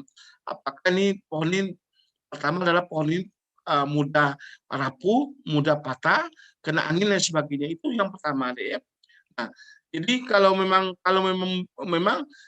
makanya di dalam menanam pohon itu juga ada suatu kriteria gitu, ya, di mana boleh ditanam, ya. Ada namanya RTH di bahu-bahu jalan mana gitu, ya. Nah, kalau di jalan umum tentu di bahu-bahu jalan milik pemerintah. Nah, kalaupun di dalam kompleks perumahan, ya kita cari tanaman-tanaman yang tidak membahayakan, yang punya karakteristik pohon yang kuat gitu, ya. Nah, jadi tidak sembarangan kita, ya. Nah, misalnya kita menanam contoh deh yang rapuh, misalnya jarak Jepang yang pada pohon-pohon itu, atau kita menanam semacam ketapang, ya. Ketapang itu mudah rapuh, mudah patah gitu. Nah, coba dilihat mahoni misalnya di daerah lahat, ya, itu diameter batangnya sampai ratusan tahun gitu, kuat gitu, ya.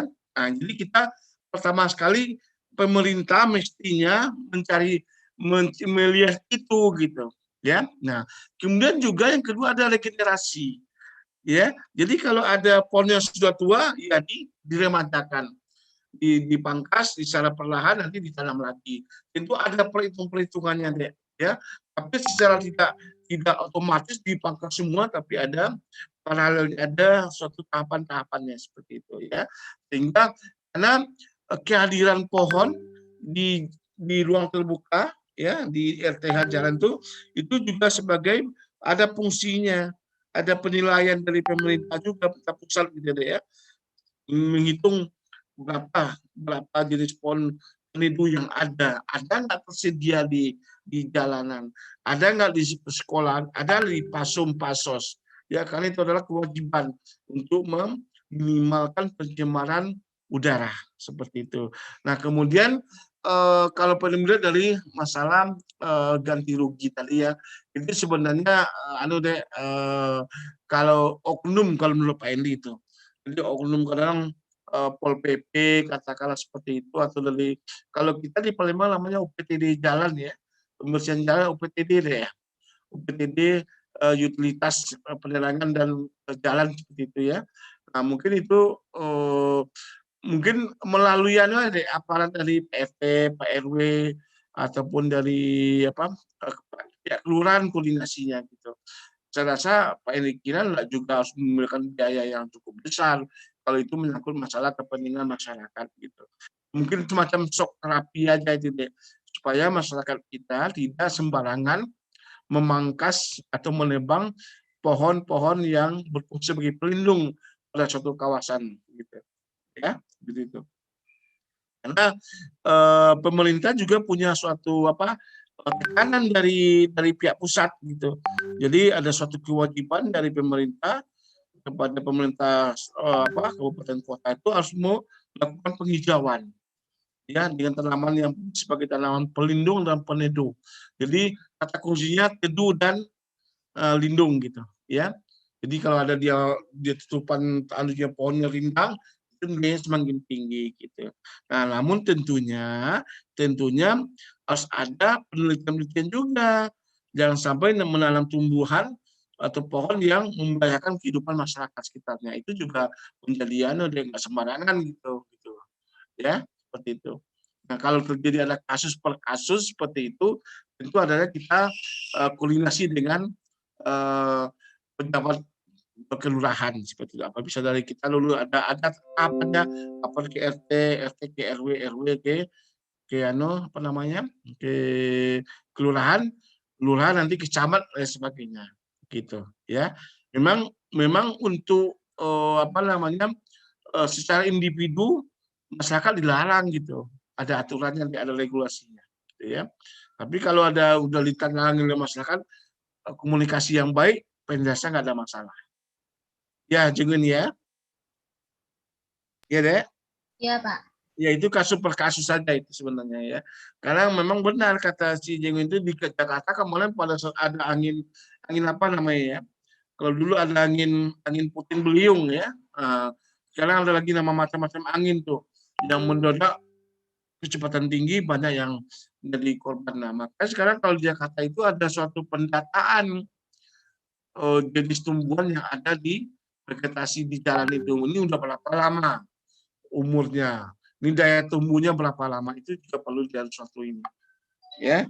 Jadi itu penting, sehingga yang jadi masalah adalah suatu keseimbangan kan. Kita pohon peneduh penghijauan itu, tapi tidak juga merugikan masyarakat gitu. Tidak akan membahayakan, apalagi bisa menimbulkan bahaya kehilangan nyawa gitu ya. Itu juga masalah. Jadi perhatian gitu deh. Oke, penjelasan juga adalah masalah komunikasi aja yang perlu ditingkatkan. Ya, ada tahapan-tahapan. Nah, kenapa pemerintah kita membuat suatu shock terapi seperti itu, supaya masyarakat kita tidak semena-mena, tidak sembarangan menebang pohon ya tanpa sepengetahuan dari pemerintah seperti itu. Ya, Jengun ya. Oke, ada yang lain silakan. Halo. Pak, izin bertanya Pak. Oke, namanya? Anggi Sandra. Oke, Anggi, silakan Anggi.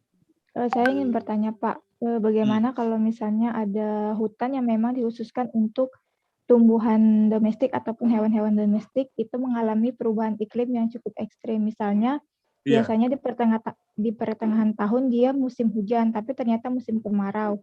Nah, malah sebaliknya di akhir tahun biasanya musim kemarau, malah musim hujan. Itu kan perubahan iklim yang cukup drastis, yang biasanya tidak bisa diperkirakan seperti sekarang nih, Pak. Seperti itu, iklimnya kan berubah-ubah tanpa kita ketahui. Nah, itu bagaimana, Pak?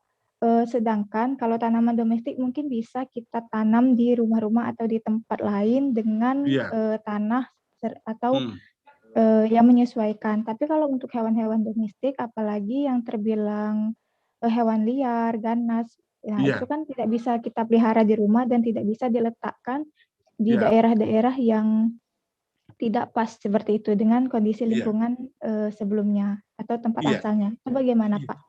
Ya, itulah kehebatan Nadia. Jadi di alam itu flora fauna itu dia mempunyai kemampuan untuk beradaptasi dengan perubahan kondisi lingkungan. Ya, ada namanya hukum toleransi Shelford namanya. Ya, dia akan beradaptasi pada kisaran minimal dan maksimal. Ya, jadi ada kisarannya deh ya, ada batas ambangnya, ambang minimal dan ambang maksimal. Nah, kalau dia masih berada pada kisaran batas toleransinya, dia akan bisa bertahan hidup. Kecuali kalau sudah di luar batas, dia akan pertama dia akan migrasi dulu migrasi pada tempat yang cocok untuk lingkungan. Yang kedua dia akan punah, mati. Itu aja kuncinya deh. Jadi di alam itu dia juga tumbuhan hewan itu juga karena udah dia punya kemampuan untuk beradaptasi dengan perubahan lingkungan yang ekstrim. Nah, namun dengan catatan Anggi, perubahan lingkungan itu masih berada pada kisaran toleransinya dari makhluk hidup itu. Nanti Anggi di ekologi kan pernah belajar hukum toleransi Shelford, ya. Jadi dia masing-masing makhluk hidup itu punya kisaran toleransi minimum dan maksimum. Nah, dia akan hidup mampu bertahan ya pada lingkungan yang masih berada pada kisaran toleransinya. Ya deh ya, seperti itu. Jadi kalau udah ekstrim, dia mati. Pertama dia migrasi dulu, dia berpindah dulu. Ya, dan kalau tumbuhan langsung mati dia karena kemampuan dia untuk migrasi tidak ada. Nah, kalau yang hewan-hewan dia migrasi dulu. Makanya kita lihat ada migrasi hewan ya, kalau kita lihat di TV itu ada tuh besar-besaran gitu ya. Nah, kalau nggak ada migrasi maka dia akan bertahan, dia akan punah, akan mati seperti itu. Itu deh ya, itu yang terjadi di alam. Tapi biasanya dia punya kemampuan untuk beradaptasi, dia punya kemampuan untuk melindungi, proteksi dirinya dulu dia. Dengan cara dia misalnya katakanlah dia mencari tempat yang aman ya dengan perubahan lingkungan yang ekstrim seperti itu. Ya, gitu. Di alam ada seperti itu konsepnya. Ya, tapi konsepnya adalah masih di dalam kisaran batas toleransinya. Seperti itu. Pertanyaan yang bagus, Anggi. Bagus banget, Anggi ya. Nah, itu bisa juga jadi topik penelitian kita, Anggi. Ya, jadi kita rekayasa, katakan satu itu namanya mata kuliah ekotoksikologi gitu. Ya, jadi kita lihat pengaruh katakanlah limbah ini terhadap pertemuan ini. Nah, kita lihat itu namanya melihat batas kisaran toleransi itu. Berapa sih yang bisa tahan dia makhluk ini? Ya, kalau cacing berapa sih? Kalau serangga lain sebagainya tergantung ya apa yang kita teliti. Kita ingin melihat gitu. Berapa sih ya disebut dengan LC50, LC50 atau LD50. Letal dosis atau letal konsentrasi 50 ya. Jadi dia bisa mematikan objek gitu ya. Kita lihat bisa hitung. Misalnya sekarang pencemaran katakanlah kalau di industri misalnya ya ada urea gitu ya. Berapa sih kadar toleransi urea yang bisa dibuang ke lingkungan? Berapa konsentrasinya ya? Nah, kalau masih di dalam kisaran toleransi ikan maka itu tidak masalah. Tapi kalau sudah ekstrim, mati. Mati ya, Dek. Ya? Jadi kalau ada nanti ada berapa ikan yang mati mengambang di Sungai Musi, yang berada di istilah outletnya Pusli, ini mungkin karena pengaruh amoniaknya, seperti itu. Ya, Dek ya. Kalau tidak nanti ada konsep kisaran toleransi. Oke, yang lain? Pak, saya ingin bertanya. Oke. Siapa duluan nih? Boleh, silakan, nggak apa-apa. Maju lagi ya. Ya, laju lah. Laju. Pak, seperti yang kita tahu kan kalau misalnya dulu... Namanya siapa? Perkenalkan Pak, nama saya Radel Pia. Tia ya, oke. Radel Pia. Panggilan? Pia boleh, Radel boleh Pak. Oh ya, Kia aja deh. Oke, lanjut. Kan seperti yang kita tahu dulu bahwa Timur Indonesia itu kan dikenal bilang daerah gersang ya Pak ya. Terus kan lama-kelamaan daerah Timur Indonesia, daerah Barat Indonesia, misalnya kayak Jawa dan Papua nih. Kalau dulu kan Papua dibilang daerah gersang, sedangkan kalau daerah Jawa itu merupakan daerah yang adem ayem gitu Pak. Tapi kalau sekarang kita lihat kalau misalnya di daerah Papua itu malah lebih kebanyakan hutan rimbun yang timbul, sedangkan kalau di daerah Jawa itu kebanyakan pasir Pak. Itu bisa ada kemungkinan nggak Pak kalau misalnya nanti akan terjadi perubahan lagi dan mengganggu ekosistem di daerah tersebut? Bisa aja deh. Apalagi ada perubahan yang terus-menerus terjadi pada regulasi bisa. Ya, ada proses evolusi namanya. Ya, berevolusi terus lingkungan ini. Karena ada pengaruh katakanlah dari radiasi, pengaruh dari efek rumah kaca, pengaruh iklim yang ekstrim bisa. Ya deh, bisa. Ya, atau akibat pelaku manusia sendiri seperti itu. Bisa deh. Bisa jadi. Namun ada kemampuan dari alam itu merecovery artinya kembali pulih seperti semula ada. Ya, ada pernah dengar dulu ada Gunung Merapi yang di Jogja, tempat Mbak Midan. Nah, Pak Endi pada saat pertama terjadi kasus itu kan itu sampai berapa kilo katanya dari pusat gunung itu semuanya angus terbakar karena larva panas yang mati semua itu. 5 tahun berikutnya ternyata itu bisa kembali lagi pulih, timbul lagi hutan, timbul lagi vegetasi. Kenapa gitu ya? Karena ternyata di materi lumpur itu juga ada makroelemen yang bisa digunakan untuk membantu pertumbuhan tanaman. Ada lagi proses itu. Bisa lagi ada vegetasi itu. Karena proses ada namanya pertumbuhan itu karena ada yang dibantu oleh angin, dibantu oleh burung, dibantu oleh manusia dan sebagainya. Jadi ada kemampuan recovery, ya, pemulihan suatu ekosistem itu bisa.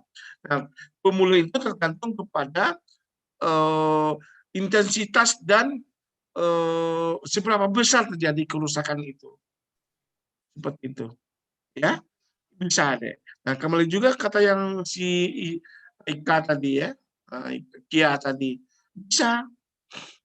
Gitu. Fenomena itu bisa saja terjadi karena semuanya ada bisa langsung dan bisa karena akibat efek tidak langsung. Ya, oke.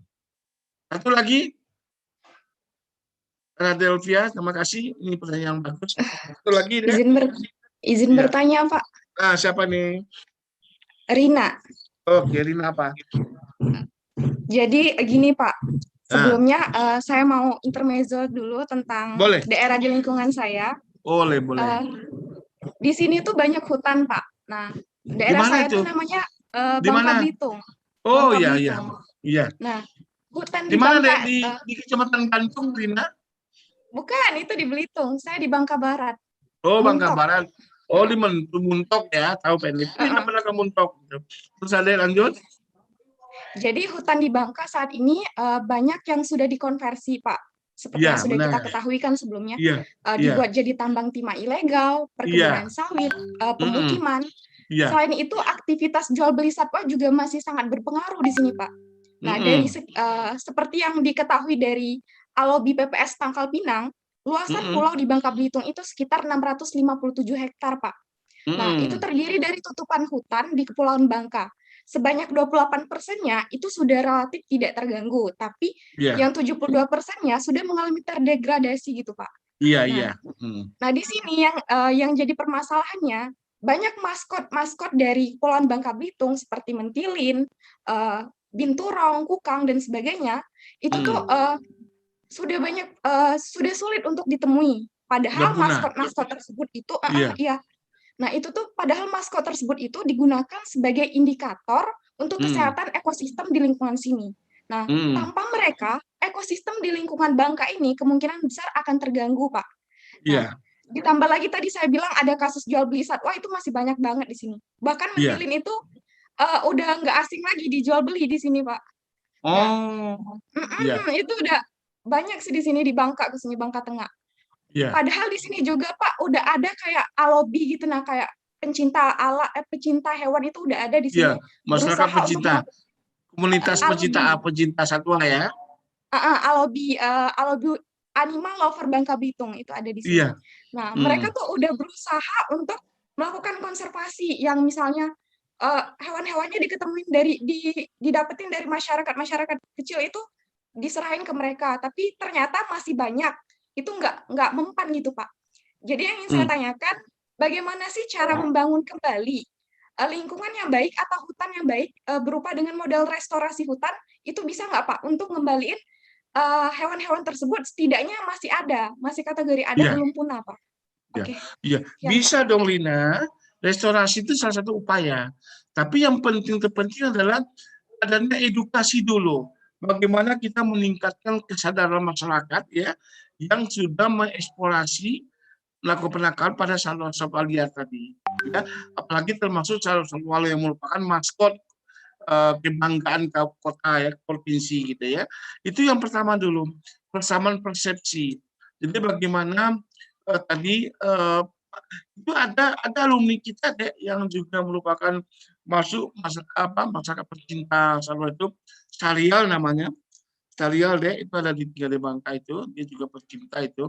Nah, itu juga itu peran penting dia deh. Itu namanya kalau kita lihat semacam NGO, dia yang akan melakukan penyuluhan, edukasi, sosial kepada masyarakat kepada masyarakat ya, agar tidak melakukan penangkapan atau perburuan terhadap hewan-hewan tadi. Itu dari aspek NGO-nya.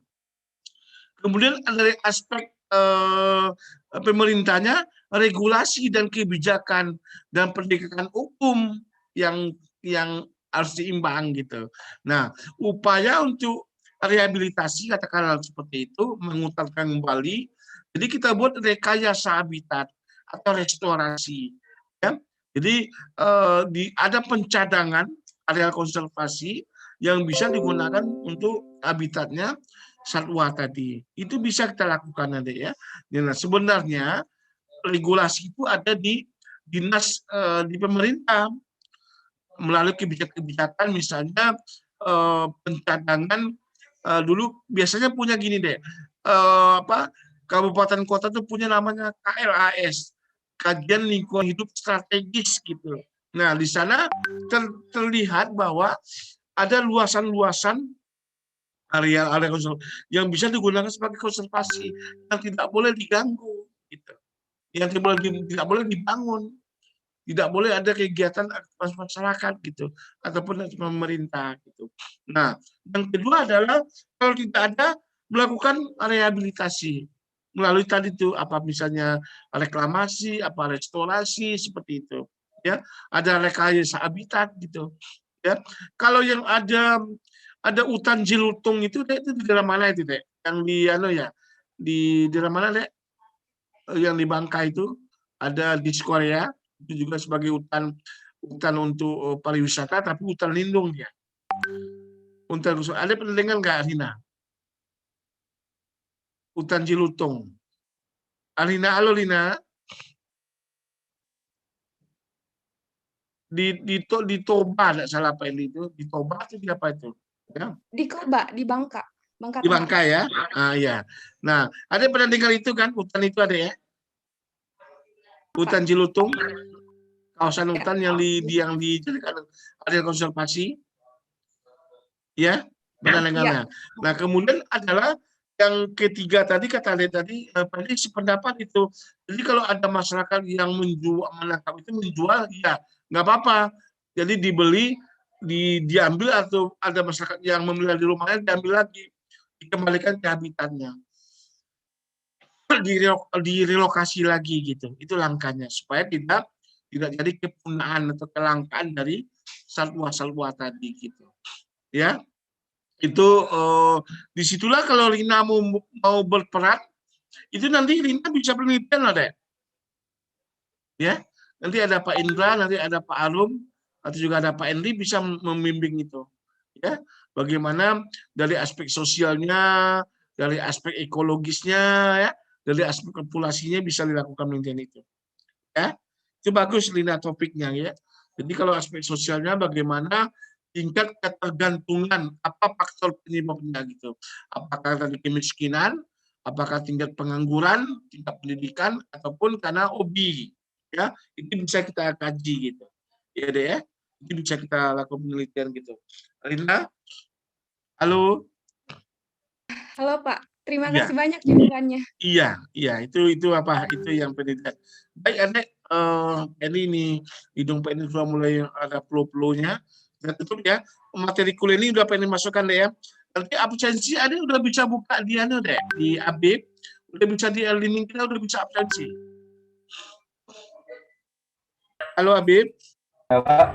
udah bisa bikin presensi di e-learning. Tadi sudah bisa Pak. Tapi ada beberapa teman-teman yang tadi gagal absen Pak. Oh gitu, nggak apa-apa. Nanti Pendi di sini juga bisa. Tadi Pendi suruh Pak Enggar masukin materi. Di ini udah ada materi ini, yang ketiga materi ini udah ada. Habib? Ya Pak. Ketiga materi ini Pak disuruh Pak Enggar memasukinya, karena Pendi passwordnya belum bisa masuk. Itu sudah bisa dilihat di sana di e-learning-nya. Materi ketiga ini udah Pendi masukin. Udah bisa ada lihat nggak di e-learning? Sebentar Pak. Tapi hidupin aja nggak apa-apa. Dimut aja lagi nggak apa-apa.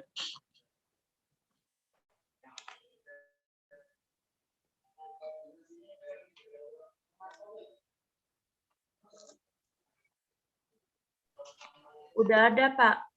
Udah ada. Udah. Ya Pak, udah ada Pak. Oke. Tiga-tiganya deh ya. Untuk pertemuan ketiga 1, 2, 3 udah ada ya.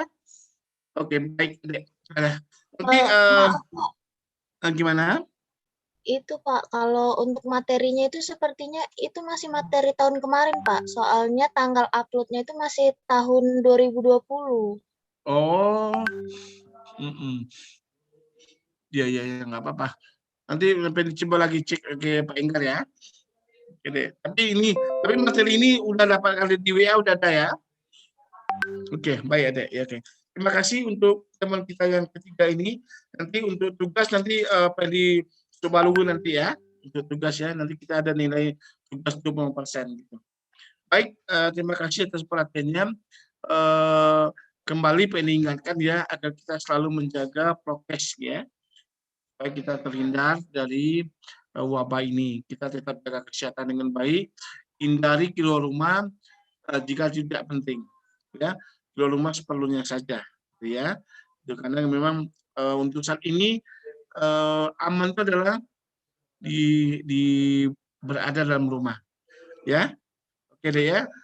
Terima kasih. Jumat berkah, semoga kita selalu dalam lindungan Allah Subhanahu wa taala. Amin, amin ya Allah. Terima kasih. Assalamualaikum warahmatullahi wabarakatuh. Waalaikumsalam. Terima kasih Pak. Terima kasih Pak. Iya.